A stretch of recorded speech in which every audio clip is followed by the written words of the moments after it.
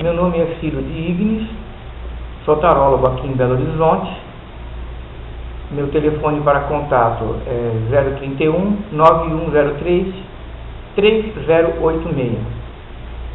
Nós vamos falar aqui agora um pouco, principalmente em homenagem ao nosso grande colega Namur Gopala, sobre como a nossa escola vê o tarô.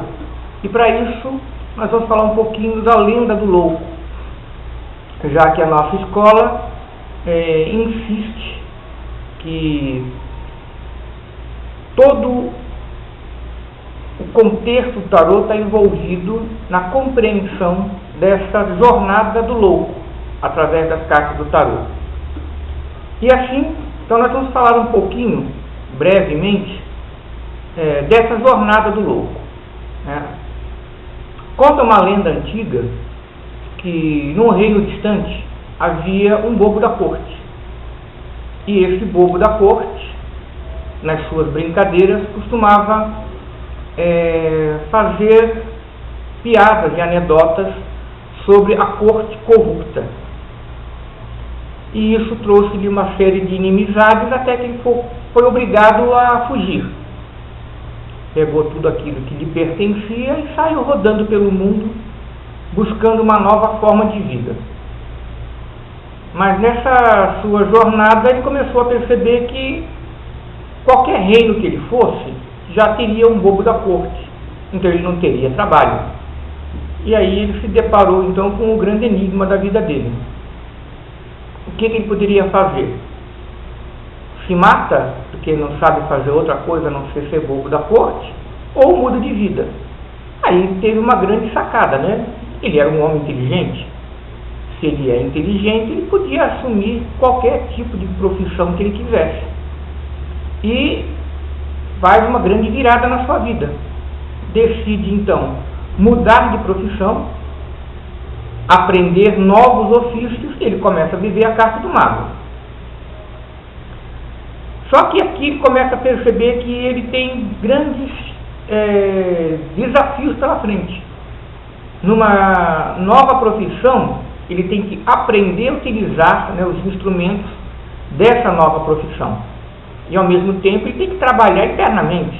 Ele tem que mudar a sua postura perante a vida. Ele tem que começar a conhecer a si mesmo. E para isso ele tem que estudar os elementos que ele tem à sua disposição. Por isso que na carta do mago nós temos ali que são os 4 objetos que também representam os 4 naipes do tarô. Os arcanos menores: ouros, copas, espadas e o bastão. Esses 4 elementos representam os 4 elementos da natureza, os 4 princípios elementais, as 4 características da matéria e, ao mesmo tempo, os 4 humores internos do ser humano, que são o humor fleumático, o melancólico, o colérico e o sanguíneo. De posse desses elementos, ele parte para uma nova jornada, aprendendo a trabalhar os 4 elementos na matéria e os seus 4 humores. Mas aí ele chega num outro ponto. Para poder trabalhar mais profundamente esses 4 elementos, principalmente seus 4 temperamentos, ele tem que acessar as suas reminiscências. Que ele tem que começar a estudar as suas posturas perante a vida, estudar as suas tendências, e para isso não adianta somente mente, ele tem que acessar o seu subconsciente. Aí ele tem que usar o quê? A intuição. E aí ele parte para a carta da sacerdotisa. A carta da sacerdotisa vai mostrar exatamente isso. No livro que está nas mãos, que não é só o livro do conhecimento divino, mas também é o livro da vida dele, onde guarda todas as suas reminiscências, todas as suas lembranças, que ele vai acessando essas lembranças para poder compreender melhor o seu temperamento, a sua forma de se comportar perante a vida. De posse desse conhecimento, aí começa a perceber que tem elementos para trabalho, mas ele precisa de quê? Iniciativa e criatividade. Se ele não tiver iniciativa, ele não faz nada. Se ele não tiver criatividade, nada daquilo que ele fizer prospera. Aí ele passa a viver a casa da sacerdotisa. Desculpe-me, da imperatriz. A carta da imperatriz vai falar o quê? Da gestação de si mesmo. A carta da imperatriz fala do tempo que leva para o homem trabalhar a si mesmo. Como é uma carta que fala de geração, de gestação, nós vemos que ela demanda tempo. Porque a mulher ela tem um período entre a concepção e o parto.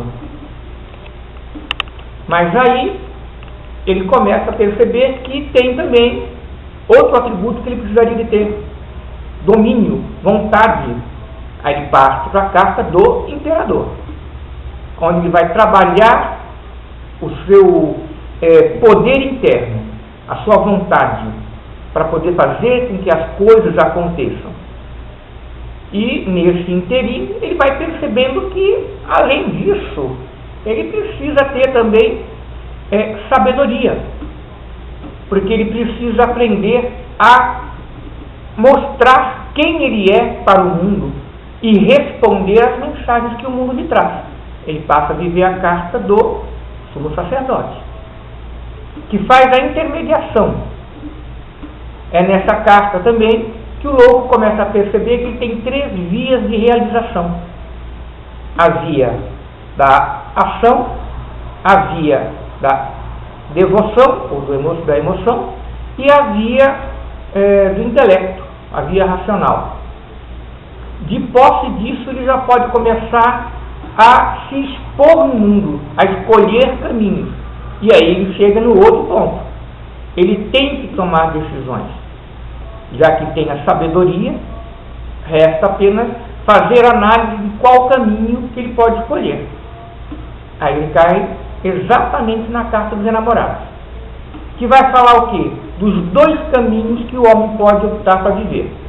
Primeiro, não é o caminho do bem e do mal, não é o caminho da virtude e do crime. É simplesmente o caminho de estar vivendo em função do Dharma, ou o caminho de estar querendo fazer com que se cumpra a sua vontade e não o Dharma do universo. E aí ele tem que tomar uma opção, ele não pode ficar parado. E aí ele cai na carta do carro, carta de movimento, carta do propósito. Assim que ele tomar a decisão, escolher qual caminho ele vai querer seguir, não importa qual caminho. Qualquer caminho que ele escolher é abençoado pelo anjo.